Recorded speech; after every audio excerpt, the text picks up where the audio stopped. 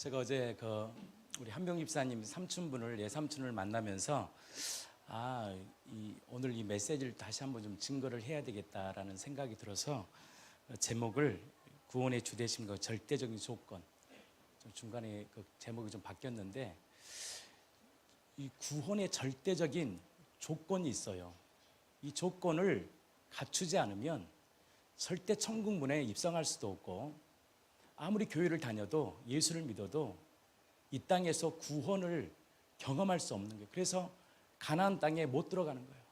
가나안 땅에 젖가꿀이 흐르는 그 젖가꿀을 먹지도 못하고 마시지도 못하고 평생을 광야에 머물다가, 모르겠습니다, 죽을 때쯤 또 어떤 복음 전도자의 메시지를 통하여, 또 그동안 수없이 들었던 그 메시지를 통하여 영접하고 천국에 갈 수는 있겠지만 결단코 이 땅에서 하나님의 나라를 못 누립니다.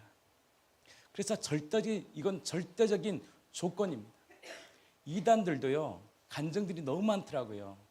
그들의 선교의 현장 가운데 나타난 기적과 간증들이 이단뿐만 아니라 사이비 집단들, JMS 보니까 여러분들 JMS가 굉장히 엄청나게 마귀 집단 같지만 그 밑에 있는 사람들은 굉장히 정결과 거룩함으로 살아갑니다. 그 밑에 있는 성도들은요, 윗사람처럼 그렇지 않아요. 자신의 삶을 헌신하고 추구하고. 근데 문제는 무엇이냐? 통일교도 마찬가지예요. 제가 이렇게 이단들을 이렇게 연구하고 이렇게 그들의 삶을 간증들을 이렇게 들어보면 메시지도 비슷해요. 정말 그 말씀 가지고 하는 거예요, 다. 근데 끝이 다르다는 것을 정확히 합니다. 그래서 구원은 절대적 조건이 있습니다. 조건. 이 조건을 갖추지 않으면 아무리 신앙생활을 그렇게 오래 해도 이 땅에서도 하나님의 나라를 못 누리는데 어떻게 천국을 소망하며 살겠습니까? 그래서 하나님께서 이 땅에서 하나님의 나라를 누릴 수 있고 또 천국의 백성으로 살 수 있는 이 놀라운 조건을 예수 그리스도께서 다 갖추어 놓으시고, 이것을 받아들인 자에게 어떤 복을 주셨느냐? 새로운 생명, 새 출생, 거듭남의 이 놀라운 복을 주시고, 거듭난 자에게 하나님과 뭘 맺느냐? 언약의 관계를 딱 맺어요. 너는 이제 내 백성이야. 그리고 이렇게 말씀합니다. 이제 내가 너 책임질 거야. 걱정하지 마. 너가 무너지든 쓰러지든 예수를 만나도요, 죄의 노출을 오히려 죄의 노출이 더 심할 수 있어요. 왜? 마귀가 가만히 안 놔두니까. 그럼에도 불구하고 내가 너의 인생을 새벽 날개 치며 바다 끝에 거할지라도 내가 너 꽉 붙들고 일으킬 거야 라는 이 언약이라는 언약을 예수님이 일방적인, 여러분들 아브라함의 언약을, 헷볼 언약 다 아시잖아요. 헷볼 언약을 그럼 말씀 안 해도 다 알죠. 헷볼 언약이 무엇인지. 언약을 두 사람이 세워요. 그러나 그 언약을 주도적으로 이끌 분은 누구냐? 하나님이심을 자기가 본인께서 이 불을 통해서, 불은 현존이라는 의미가 있잖아요. 그 쪼개진 제물로 다 혼자 들어갑니다. 같이 들어가잖아요. 왜? 쌍방이 아니라는 거예요. 내가 너와 언약을 맺었지만 그 언약을 통해서 내가 이 구원은 네가 이룰 수 없다. 내가 반드시 이룬다. 그래서 하나님 우리를 부르셨다면 하나님 우리를 의롭게 하시고 하나님이 우리를 영화롭게 하시는 이 놀라운 구원의 절대적인 조건이 바로, 여러분 다시는 로마서 10장 9절입니다. 우리 아이들이 한번 다 외울 텐데 한번 우리 로마서 10장 9절. 자, 우리 이 친구는 벌써 사랑하는, 하나님의 사랑 안에 머물었네. 자, 다 같이 한번 우리 아이들 로마서 10장 9절 시작.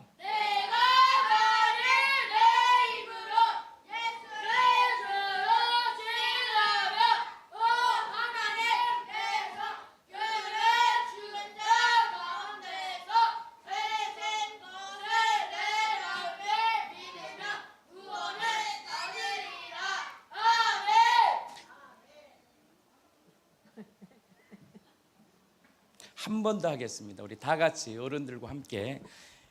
이 로마서 10장 9절은요, 절대적인 조건입니다. 이 고백 없이는 결단코 천국 못 갑니다. 그리고 천국의 삶을 못 누려요. 그러니까 신앙생활을 그렇게 10년, 20년 해도 죽을 때까지 주체가, 구원의 주체가 나니까 힘쓰고 용쓰고 해도 지쳐버리는 거야. 근데 제가 놀라운 비밀을 뭘 알았느냐? 제가 아무것도 안 해봤잖아요. 뭘 이렇게 열심히 하다가. 근데 제가 뭘 경험했느냐? 주체자께서 구원을 이끌어 간다는 것을 제가 더 알게 된 거예요. 그래서 내가 사는 것이 아니라 내 안에 누가 사느냐? 예수님이 사시는 거예요. 이것이요, 얼마나 다른지 몰라요. 이게 같은 복음 같아도요, 달라요. 주체가 바뀌어, 주체. 그래서 점점 하나님께서 그 주체자가 되셔서 우리를 성화, 구원의 길로 우리의 지정의의 굴복을 통하여 어느 순간 열매 맺는 인생을 살아요. 열매가 딱 뭐냐? 절대 주권 앞에 굴복합니다. 그러니까 어느 순간 그 분노가 많았던 사람들, 호들갑 떨었던 사람들, 그 급했던 성격들이 어느 순간 잠잠해져. 그래서 우리 영복 언니께서 저한테 그러더라고요. 나 사실 동생 변한 거 보고 왔대. 그게 얼마나 주체를 자기가 됐겠어요. 제가 삼겹살 먹는데 삼겹살을 다 구워놨더라고요. 그래서 한마디 했어요. 자기 스타일이래. 자기는 삼겹살을 다 구워서 식어서 먹어야 되나 뭐 해야 되나. 그래서 제가 한마디 했어요. 삼겹살은 구워서 먹어야 돼요. 그러니까 그 고집이라는 게 센 거 아니에요. 예를 들어서 나는 이렇게 할 거야. 그러니까 항상 그렇게 사는 언니들이 얼마나 힘들었겠어요. 근데 예수님을 만나고 굴복이 일어나니까 내 성질대로, 내 스타일대로, 내 경험대로 사는 게 아니구나. 아니 내가 그걸 싫다는데 그럼 맞춰줘야지. 그래서 제가 따끔하게 한마디 했잖아요. 삼겹살은 구워서 먹읍시다. 이렇게. 그러니까 변화가 일어나니까 전에 그런 친구가 아닌데, 전에 늘 자기의 주도적으로 자기 마음대로 자기 뜻대로 했던 사람이 어느 순간 기다리게 되고 인내하게 되고, 왜? 주권자가 예수님이라는 것이 인정되고 인정되니까 이제 뭐가 돼요? 사랑이 내 안에 들어오니까 사랑은 기다릴 수 있거든요. 용납할 수 있거든요. 이 놀라운 실제의 복음을 누리다 보니까 가족들이 오는 거예요. 여러분, 가족들 전도는 어려워요. 제일 힘든 게 가족 전도. 가족은요, 우리의 모든 것들을 다 알기 때문에 가족 전도만큼 어려운 게 없어요. 근데 진짜 복음이 굴복되면 될수록 나로 살았던, 내 중심적으로 살았던 내 인생이 바뀝니다. 제가 그건 자세한 것은 새벽마다 이제 새벽에 좀 나눌 텐데요. 오늘은 짧게 말씀 나누고 마치겠습니다. 그래서 예수님이 왜 죽으시고 살아나셨느냐? 이 질문부터가 시작돼요. 왜 예수님이 죽으시고 살아나셨을까? 그러면 여러분들 다 아시잖아요. 주인 되려고 그러는 거. 우리 로마서 14장 9절 한번 보겠습니다. 제가 이 말씀을 묵상하고 생각해 보면서 그렇지. 우리의 첫 번째 출생은요, 내가 주인 된 인생은 조주가 뭐냐? 따라서 단절.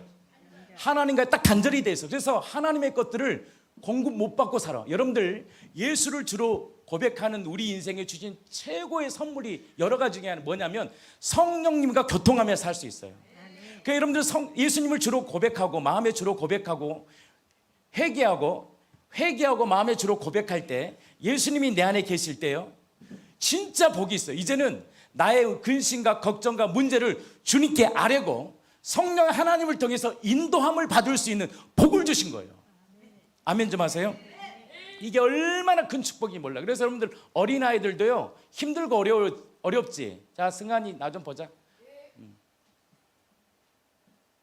기도해야 돼. 하나님, 내가 엄마 때문에 힘들고 아빠 때문에 힘들어요.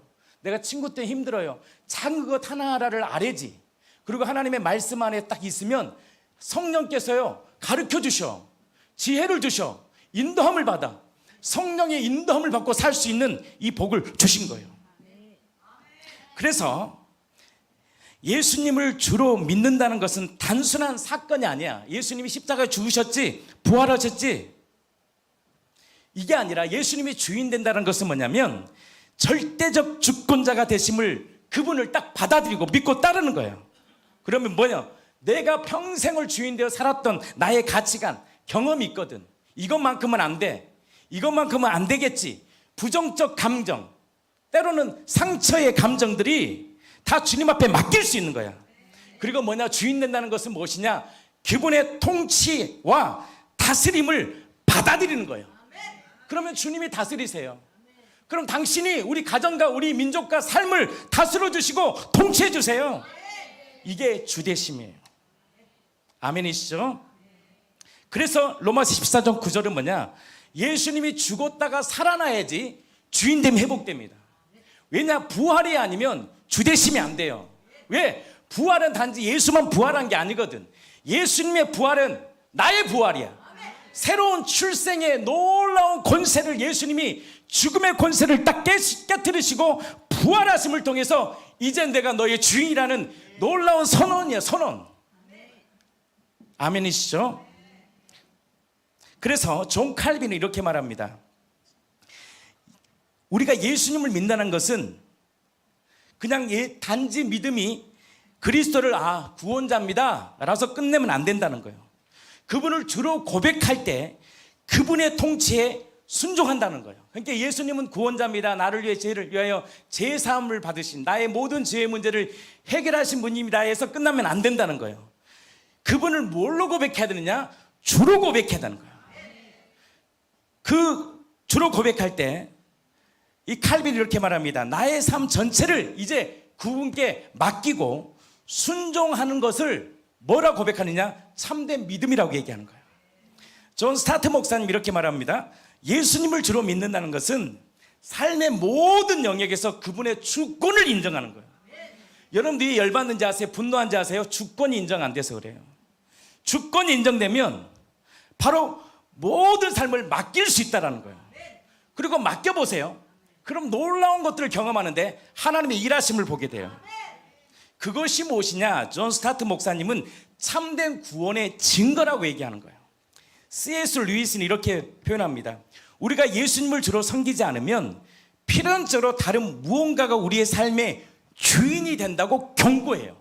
그 예수님을 회개하고 마음의 주인으로 모시지 않으면 아무리 교회를 다녀도 다른 무언가가 우리의 삶에 뭐가 되냐? 주인 돼버려요. 그래서 C.S. 루이스는 이렇게 표현합니다. 예수님을 마음의 주인으로 고백할 때만이 우리의 삶의 참된 자유와 기쁨을 누릴 수 있다고 가르칩니다. 그러면 예수님이 우리의 주로 이 십자가에 죽으신가 부활로 우리의 주가 되셨느냐? 십자가에 죽을 때 여러분들 늘 고백하는 겁니다. 이게 출생의 비밀이고 거듭남의 비밀입니다. 이게 다른 종교랑 다른 점이에요. 예수님이 딱 죽을 때 예수님만 죽은 게 아니야. 예수님이 죽을 때 나의 모든 옛사람을 예수님이 십자가에 못 박아버린 거야. 이게요 진짜 거듭남의 비밀이에요. 이걸 받아들이는 거예요. 이 부분이 안 되면 마귀에 공격당합니다. 너 지금의 꼬라지를 봐라. 너 그래서 구원받을 수 있겠냐? 그때 복음이 들어와야 돼요. 그래서 예수님이 나의 죄를 위해 십자가에 죽으셨어. 그러면 이것이 은혜로 내 안에 들어오면 그 죄를 짓지 않죠.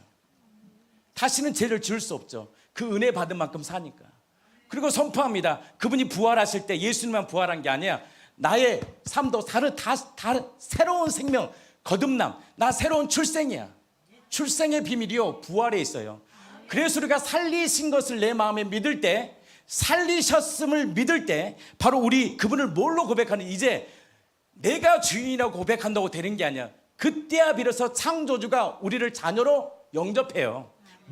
자녀로 우리를 받아들여요. 내가 아무리 당신이 나의 주인입니다라고 아무리 말한다 해도 나의 첫 번째 출생은 절대 예수님과 연합될 수가 없어요. 그래서 살리신 것을 내 마음에 딱 받아들일 때 바로 이제 내가 아무리 주인이라고 고백하면 뭐하냐고요. 예수님이 나의 왕이시고 주인이심을 그분이 인정해 줘야지. 근데 그분의 인정의 조건은 딱 한 가지예요. 살리신 것을 믿어야 돼요.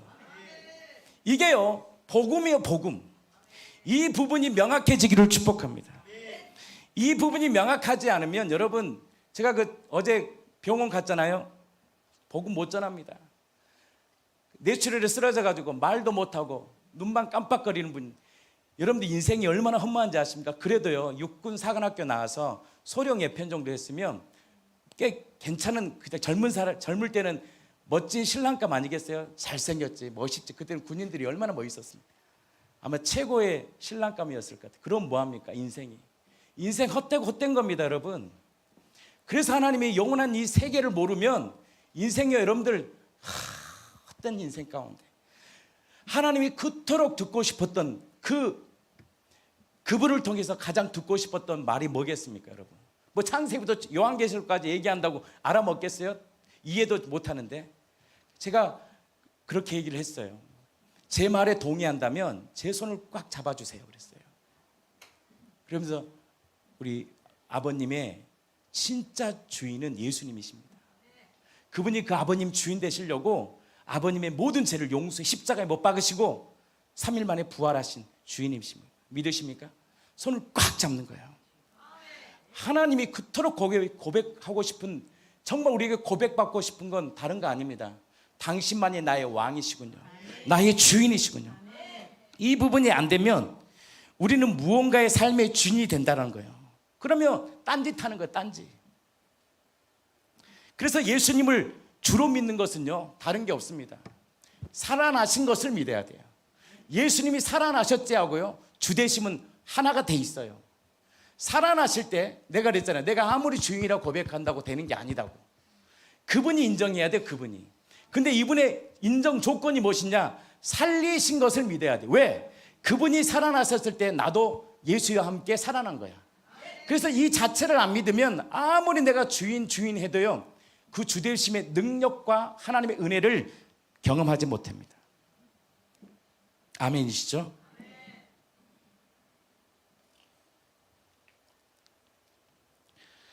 예수님이 주인 될 때만요, 마귀의 권세에서 자유케 됩니다. 마태복음 12장 28절에 보면 예수님이 성령의 능력으로 마귀를 쫓아내는 권세를 보여주십니다. 예수님이 말씀하십니다. 우리 주님이 이 땅에 오셔서 말씀해 주세요. 우리의 마음의 상태를 얘기해 주세요. 너희의 마음의 상태가 뭐냐? 악령의 초소라는 거예요. 악령의 초소는 다른 게 아니에요. 여러분, 악령의 초소라는 게 인간만큼 무서운 게 없어요. 인간이요, 배고프면 눈이 돌아가고, 가진 게 없으면 그 이겨내려고 가족 관계도요, 돈 때문에요, 살인하더라고. 그 돈 몇 푼 받아보려고 장례식장에서. 그렇게 인간이요, 그렇게 무서워요. 사람도 그냥 가족들도 다 그놈의 돈이 우상이니까. 얼마나 무서운지 몰라요, 세상이 사는 게. 하나님이 가정을 준 것은 서로 사랑하러 준 거 아닙니까? 근데 마귀가 초소되니까 버는 대로 반응해. 네가 돈 안 줘? 너가 이거 돈 정확하게 분배 안 해? 그럼 나랑 너랑 원수야. 그래서 칼고림 내고 사는 인생이 이 땅이에요, 이 땅. 인정하시면 아멘 좀 해보세요. 칼고림 내고 살잖아. 아무리 오늘 좋아도 내일 어떻게 돼요? 조금만 내가 손해보면 그거 못 참잖아요. 왜냐? 주님이 말씀해 주셨어요. 너의 마음의 초소가 마귀여서 그러는 거야, 마귀. 그래서 C.S. 루이스가 이렇게 말합니다. 우리는 두 가지 선택만 딱 해야 된대요. 첫 번째, 예수님을 주로 섬기거나 마귀의 영향 아래 남아있거나. 두 가지밖에 없다는 거예요. 그럼 뭘 선택해야겠냐고요.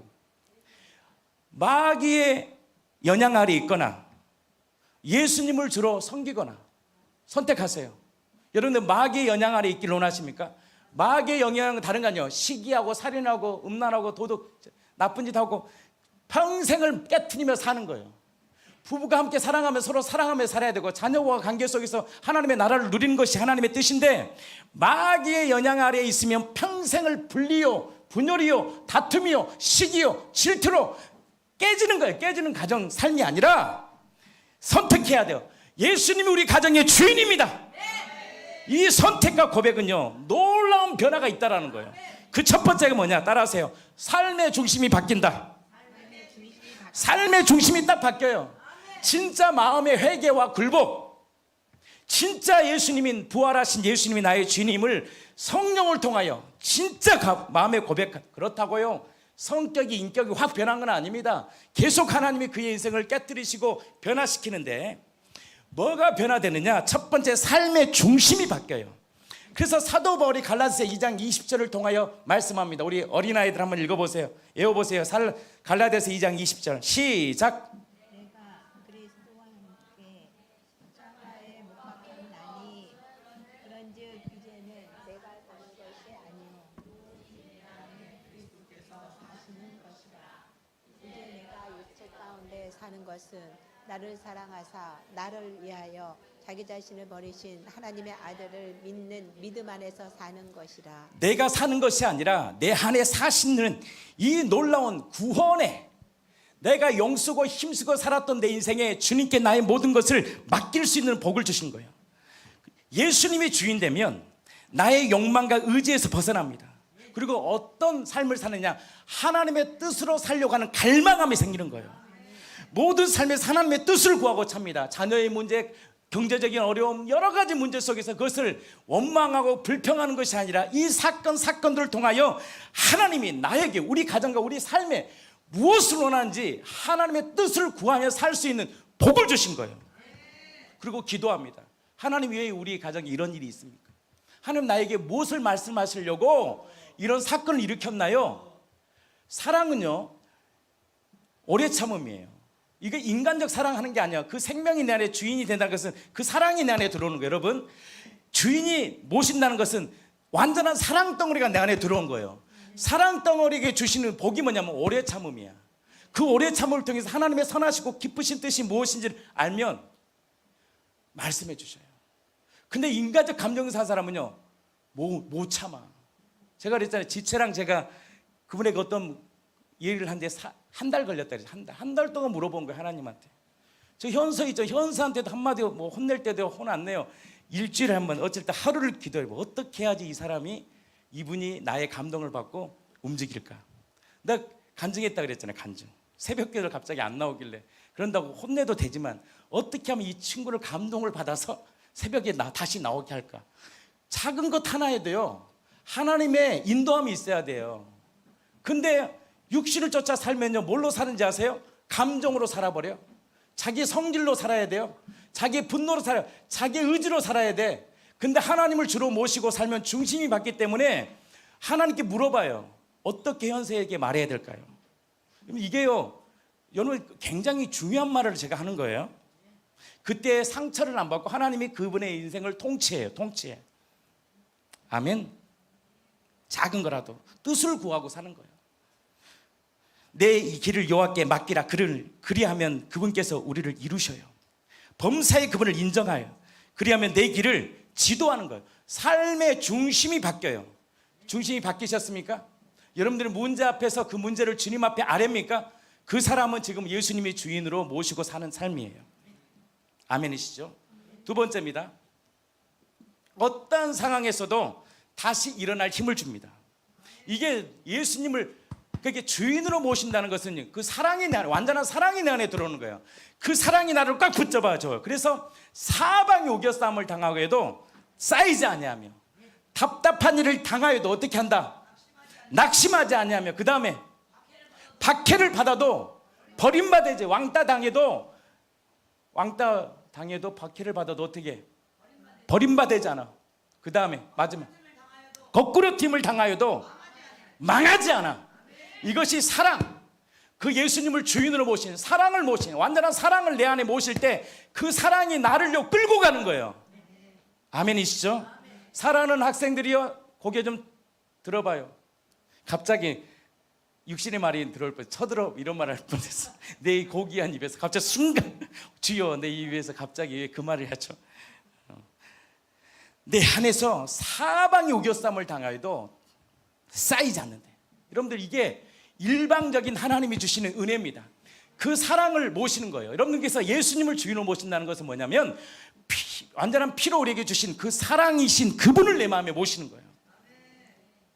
아멘이시죠? 세 번째, 그 예수님을, 사랑을 내 마음에 모신 주인, 그 사랑을 온전히 모실 때 예수님 안에 모든 보화가 있어요. 골로새 2장 3절로 이렇게 말씀합니다. 그 안에 지혜와 지식의 모든 보화가 감춰져 있다는 거예요. 뭐라고요? 그분 안에, 그 사랑 안에 모든 지혜와 지식과 보화가 감춰져 있습니다. 이것을 신뢰하세요. 그리고 그분 앞에 엎드림을 통하여 구하시면 반드시 하나님이 행하십니다. 인간의 얄팍한 경험과 판단으로, 옛사람으로 결정하면 안 돼요. 사람에 대해서도 내가요, 너는 안 될 거야, 결정하면 안 돼. 그건 내 몫이 아니에요. 그것이 바로 인간이 저주된 이 쿠데타를 일으킨 인간의 악한 본성이에요. 그것도 우리가 판단할 게 아니에요. 하나님이 하시면 변화되는 거예요. 하나님이 하시면 능치 못할 일이 없는 거예요. 하나님이 쓰신다면 쓰시는 거예요. 그것이 바로 하나님 위해서는 악한 본성이에요. 그래서 여러분들, 정죄와 판단은요, 제일 무서운 거더라고요. 제가 제일 경계하는 게 뭐냐면 내 마음의 정죄와 판단이에요. 정죄와 판단해버리면 하나님의 나라를 깨버립니다. 그것은 내 몫이 아니야. 그건 하나님이 하실 일이야. 그래서 그분 안에 있으면 그 사랑이 내 안에서 지혜와 모든 보화가 감춰져 있어. 그래서 존 오웬이라는 신학자가 이렇게 표현합니다. 이 말씀을 예수님 안에 모든 것이 선하다 완전하다. 그분이 주인이시면 우리는 부족함이 없다. 왜 부족함이 없을까요? 그분은 사랑이시니까. 완전한 사랑이시니까. 그 사랑이 우리를 강권하여 끌고 가는 거예요.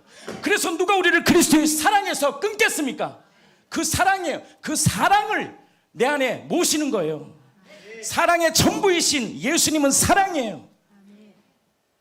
그래서 이 땅에서 가난과 결핍 속에도 모든 것을 가진 자처럼 살게 될 수 있는 복을 주신 거예요.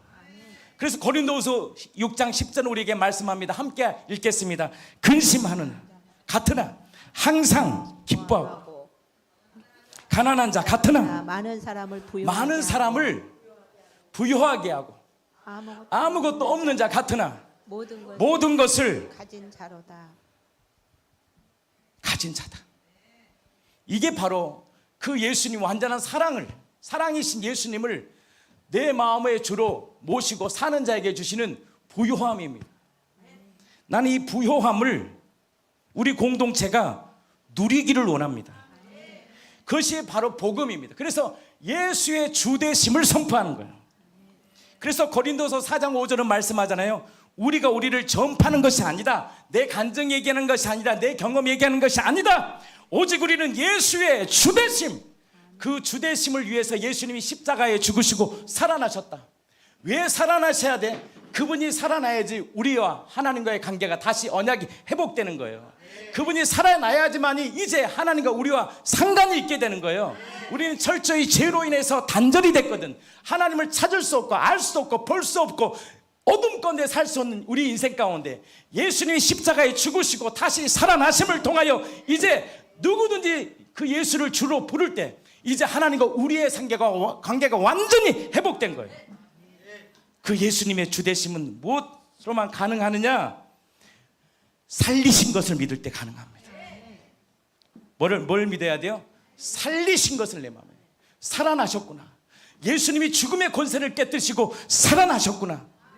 이 놀라운 고백 앞에서 이 공동체가 정말 예수님이 주시는 참된 자유와 기쁨을 누리고 바로 예수님을 단지 우리의 구세주로만 믿는 게 아니라 이 신층이가 뭘 믿어야 돼요? 살아나신 것을 믿어야 돼요.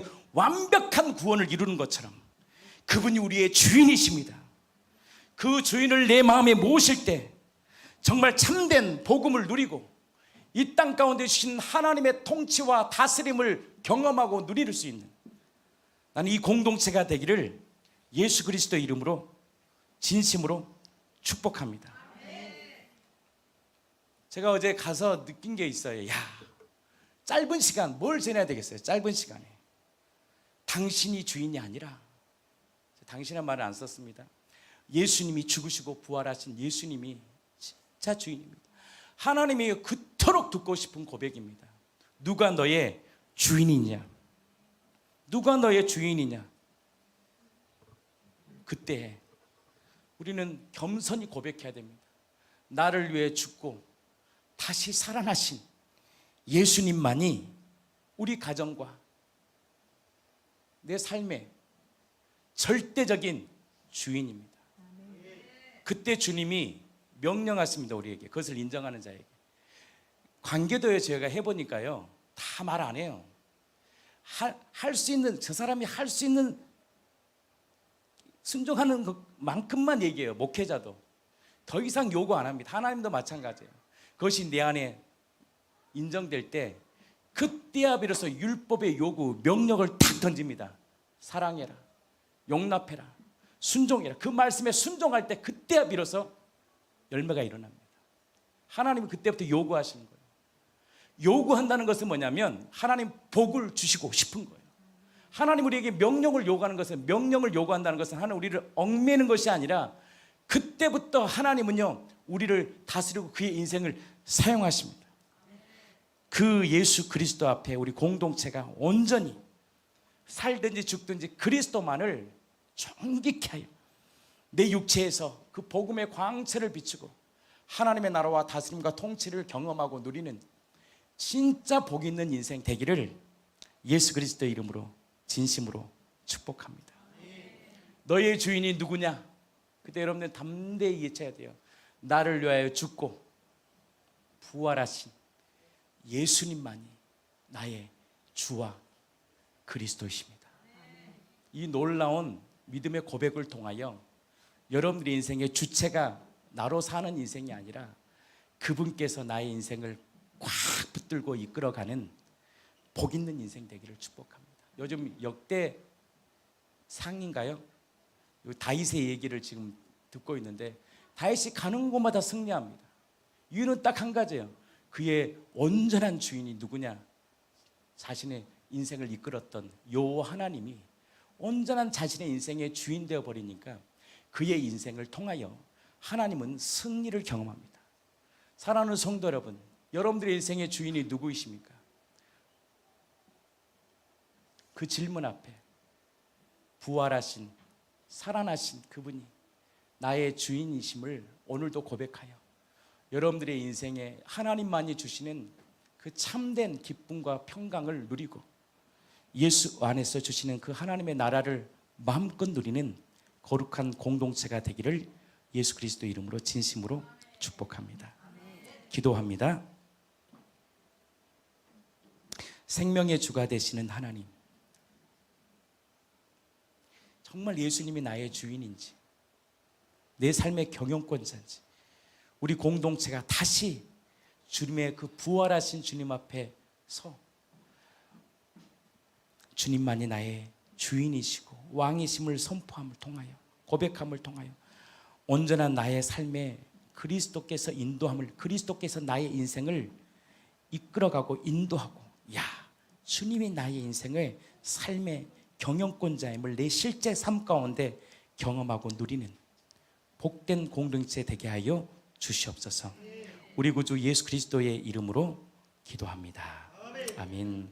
우리 이 시간에 성찬 예식 하겠습니다. 우리 예수님은 나의 주인이십니다. 한번 찬양하고 성찬 예식 한번 성찬 예식 드리겠습니다. 예수님은 나의 주인이십니다. 우리 이 시간에 함께 한번 고백하겠습니다. 뭐라고요? 예수님은 나의 주인이십니다. 1000번 만번 들어도요 가장 복된 말입니다. 예수님이 나의 주인이십니다. 우리 한번 이 찬양하겠습니다.